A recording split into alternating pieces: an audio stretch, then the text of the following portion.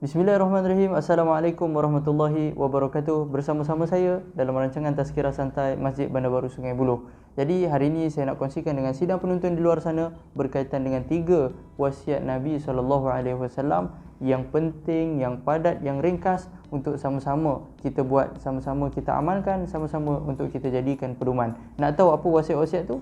Tunggu bersama-sama saya sehingga ke penghujung rancangan ini. Dan jangan lupa tekan butang subscribe YouTube channel saya Aziz Saim TV channel, like dan juga share. Mudah-mudahan semua mendapat manfaat daripada ilmu yang disampaikan ataupun yang dikongsikan pada hari ini. Jadi sebelum kita teruskan dengan kupasan kita, maka sidang penonton di luar sana yang berhajat untuk menyumbang bagi menampung kos-kos pembayaran bil elektrik ataupun untuk tujuan pengimarahan, pembangunan dan sebagainya, bolehlah singgah ke laman Facebook Masjid Bandar Baru Sungai Buloh ataupun boleh bank in ke nombor akaun Masjid Bandar Baru Sungai Buloh, ataupun nak yang lebih mudah boleh scan QR code yang tertera di skrin tuan-tuan bagi memudahkan tujuan untuk menyumbang kepada Masjid Bandar Baru Sungai Buloh. Jadi apa tunggu lagi?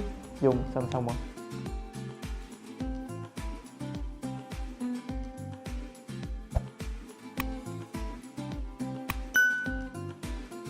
Imam Ahmad dan Ibnu Majah ada meriwayatkan sebuah hadis daripada Nabi SAW daripada Abu Ayyub Al-Ansari, qala jaa rajulun ila Nabi SAW faqala ya Rasulullah allimni wa ujiz, qala idza qumta fi salatika fasalli salata muwaddi' wa la takallam bi kalamin ta'tadhiru minhu wa ajmi'il ya'sa amma fi aidin nas, atau kama qala Nabi SAW. Kata Abu Ayyub Al-Ansari, ada seorang datang kepada baginda SAW, kemudian dia berkata, alimni wa aujiz, ya Rasulullah, ajarkanlah kepada aku ilmu yang singkat, ilmu yang ringkas dan juga padat. Kata baginda SAW, idza qumta fi salatika fasalli salata muwaddi', bila kamu dirikan solat, maka solatlah kamu seperti solatnya orang yang hendak berpisah.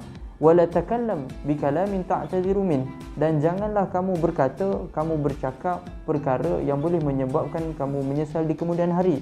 Wa ajmi'il ya'sa amma fi aidin nas, dan kumpulkanlah rasa putus asa terhadap apa yang telah dimiliki oleh orang lain. Pertamanya, idza qumta fi salatika fasalli salatan muwaddi', bila kita dirikan solat, kita tunaikan solat, maka buatlah macam solat orang yang nak berpisah. Apa maksudnya? Kita jaga solat kita, kita tunaikan solat yang paling sempurna, yang paling terbaik, seolah-olah macam kita nak mati kejap lagi, seolah-olah itulah solat kita yang terakhir. Sebab itu ada satu ungkapan Arab, i'mal li dunyaka ka'annaka ta'ishu abadan wa'mal li akhiratika ka'annaka tamutu ghadan. Bekerjalah kamu untuk dunia kamu seakan-akan kamu akan hidup selama-lamanya, dan beramallah kamu untuk akhirat kamu seakan-akan engkau akan mati pada esok hari. Sidang penonton yang dirahmati Allah Subhanahu Wa Taala sekalian, misal katalah kita tahu bila kita nak mati, maka pasti dan tentu kita akan bersungguh-sungguh untuk melaksanakan satu amalan, melakukan satu ibadah dengan cara yang paling sempurna sekali. Tapi ceritanya sidang penonton sekalian, kita tak tahu bila kita mati. Allah Ta'ala sebut dalam surah Luqman, Inna Allaha indahu ilmu sa'ah wa yunazzilul ghais wa ya'lamu ma fil arham wa ma tadri nafsum maza taksibu ghada wa ma tadri nafsum bi ayyi ardin tamut ila akhiril ayah. Firman Allah Subhanahu Wa Ta'ala, sesungguhnya di sisi Allah sahajalah ilmu ataupun pengetahuan berkaitan dengan bilanya kiamat, apa yang turun daripada langit, apa yang ada dalam rahim ibu. Wa ma tadri nafsum maza taksibu ghada, kamu juga tak akan tahu apa yang kamu nak buat esok hari. Wa ma tadri nafsum bi ayyi ardin tamut, dekat bumi mana, kawasan mana, tempat mana kita mati, juga itu adalah ilmu Allah Subhanahu Wa Taala yang mustahil untuk kita tahu. Jadinya sidang penonton yang dirahmati Allah, waktu kita solat, cuba kita hadirkan perasaan, kita rasa macam inilah solat kita yang terakhir. Mesti kita akan buat dengan sepenuh hati, dengan sepenuh jiwa. Sebab itulah peluang yang kita ada, itulah amalan yang tinggal yang kita kena buat betul-betul seandainya memang itulah solat kita yang terakhir. Yang kedua, wala takallam bi kalamin ta'tadhiru min, jangan kamu bercakap, berkata sesuatu perkataan yang boleh menjadikan kita menyesal di kemudian hari. Apa maknanya? Kita kena jaga lidah kita, jaga lisan kita, supaya kita tak menyebut, mengeluarkan, bercakap benda-benda yang boleh merosakkan diri kita ataupun boleh menyakiti hati orang lain. Sebuah hadis daripada Abu Hurairah radhiyallahu taala anhu, qala su'ila Rasulullah sallallahu alaihi wasallam an aktsari ma yudkhilun nas al-jannah, qala taqwallahi wa husnul khuluq, wa su'ila an aktsari ma yudkhilun nas an-nar, faqala al-famm wal faraj, rawahu Tirmizi. Daripada Abu Hurairah radhiyallahu taala anhu, katanya Nabi sallallahu alaihi wasallam pernah ditanya, apakah yang menyebabkan ramai orang masuk ke dalam syurga? Maka kata Nabi sallallahu alaihi wasallam, taqwallah wa husnul khuluq. Yang pertama takwa kepada Allah, yang kedua akhlak yang baik. Jadi takwa dan juga akhlak adalah dua perkara yang boleh menjadikan seseorang itu masuk ke dalam syurga Allah Subhanahu wa taala. Kemudian Nabi sallallahu alaihi wasallam ditanya lagi, apakah ya Rasulullah yang menyebabkan ramai orang masuk ke dalam neraka? Maka jawab baginda sallallahu alaihi wasallam, al-famm wal faraj, iaitu pertamanya mulut dia, yang kedua adalah faraj ataupun kemaluan dia.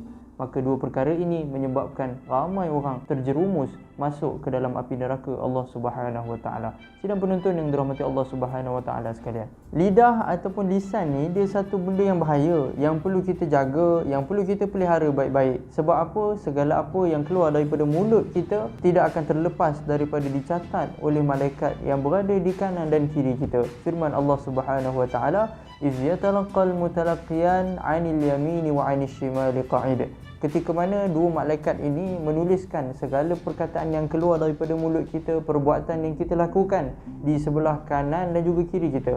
Ma yalfidhu min qawlin illa ladaihi raqibun atid.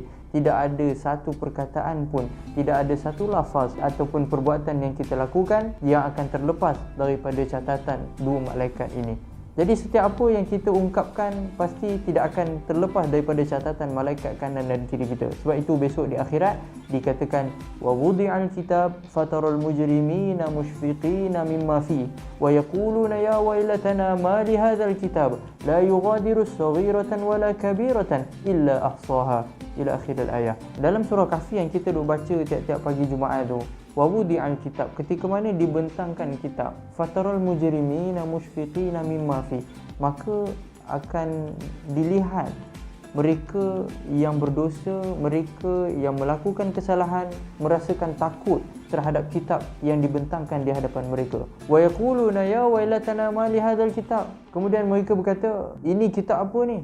La yughadiru saghiratan wala kabiratan illa ahsaha, tidak ada benda kecil ataupun besar yang kami lakukan melainkan semuanya tercatat di dalam kitab ini. Jadi sidang penonton sekalian, berhati-hatilah ketika kita bercakap, ketika kita melontarkan apa-apa sahaja perkataan, supaya tidak merosakkan diri kita dan tidak menjadikan kita menyesali terhadap apa yang kita katakan.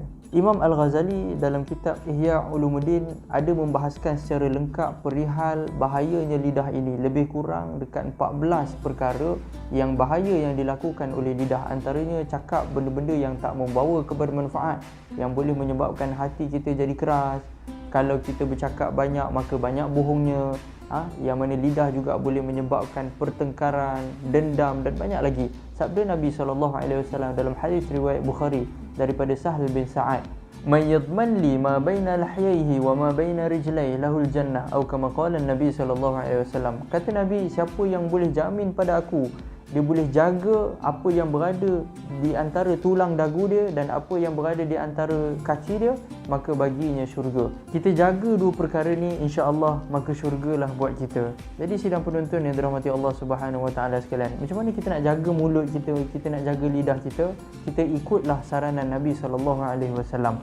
Man kana yu'minu billahi wal yawmil akhir falyakul khairan aw liyasmut, atau kama qala Nabi sallallahu alaihi wasallam. Siapa yang beriman kepada Allah, beriman kepada hari akhirat, maka hendaklah dia berkata baik ataupun dia kena diam. Riwayat Bukhari dan juga Muslim. Jadi sama ada kita ungkapkan perkataan-perkataan yang baik ataupun lebih baik untuk kita diam, kerana banyak bercakap maka banyaklah kesalahan kita. Jadi wasiat yang pertama, jaga solat kita, solat seperti solat orang yang hendak berpisah. Yang kedua, jangan cakap benda yang boleh menyebabkan kita menyesal di kemudian hari. Dan yang ketiganya, wa ajmi'il ya'sa amma fi aidin nas, dan kumpulkanlah rasa putus asa daripada apa yang dimiliki oleh orang lain. Maksudnya, biarlah kita putus asa terhadap sesiapa pun, tapi tolong jangan kita putus asa dengan Allah Subhanahu Wa Taala. Jangan kita berharap pada manusia, jangan kita berharap sangat pada makhluk, tetapi berharaplah kita kepada Allah Subhanahu Wa Taala yang menciptakan kita, yang mengadakan kita dan yang menjadikan kita. Serahkan kebergantungan kita hanya pada Allah Subhanahu Wa Taala. Kalau kita hanya berharap kepada Allah, maka kita akan hidup dengan sifat qanaah. Kita berserah, hanya bertawakal kepada Allah Subhanahu Wa Taala, maka Allah akan berikan kecukupan dunia dan akhirat pada kita. Buktinya firman Allah Subhanahu Wa Taala dalam surah At-Talaq, "Wa man yattaqillaha yaj'al lahu makhraja wa yarzuqhu min haitsu la yahtasib wa man yatawakkal 'ala Allahi fahuwa hasbuh innallaha balighu amrih qad ja'ala Allahu likulli syai'in qadra." Sadaqallahul azim. Firman Allah Subhanahu Wa Taala, "Wa man yattaqillaha yaj'al lahu makhraja." Siapa yang bertakwa kepada Allah Subhanahu Wa Taala, maka Allah akan bagikan, kurniakan kepada dia jalan keluar terhadap segala permasalahan kehidupan yang dia hadapi. Wa yarzuqhu min haitsu la yahtasib. Bukan setakat itu, bahkan Allah Taala akan memberikan rezeki kepada dia daripada jalan yang tidak disangka-sangka. Wa may yatawakkal 'ala Allah fahuwa hasbuh. Siapa yang bertawakal kepada Allah, maka Allah akan berikan kecukupan untuk dia. Ini adalah janji-janji Allah Subhanahu Wa Taala kepada hamba-hambanya yang hanya bergantung harap kepada penciptanya, hanya bergantung harap dengan Tuhannya, hanya bergantung harap dengan Allah Subhanahu Wa Taala. Insya-Allah kita akan selamat hidup dunia dan akhirat. Jadi sidang penonton yang dirahmati Allah Subhanahu Wa Taala sekalian, kesimpulannya, buat 3 benda ni. Pertamanya, solat betul-betul, solat sungguh-sungguh. Solat rasa macam itulah solat kita yang terakhir. Rasa macam solat kita dah tak sempat dah buat amal ibadah selepas ni. Yang keduanya, jaga lidah kita, jaga lisan kita. Jangan keluarkan, ungkapkan kata-kata yang boleh merosakkan diri kita, menyakiti hati orang lain. Dan yang ketiga, serahkan semuanya pada Allah. Kebergantungan hanya kepada Allah Subhanahu Wa Taala. Insya-Allah kita akan beroleh syurga Allah Subhanahu Wa Taala. Ini adalah 3 wasiat yang saya nak kongsikan dengan tuan-tuan pada pertemuan kita pada kali ini. Insya-Allah jumpa kita lagi pada pertemuan yang akan datang. Hadza wabillahi taufiq wal hidayah. Assalamualaikum warahmatullahi wabarakatuh.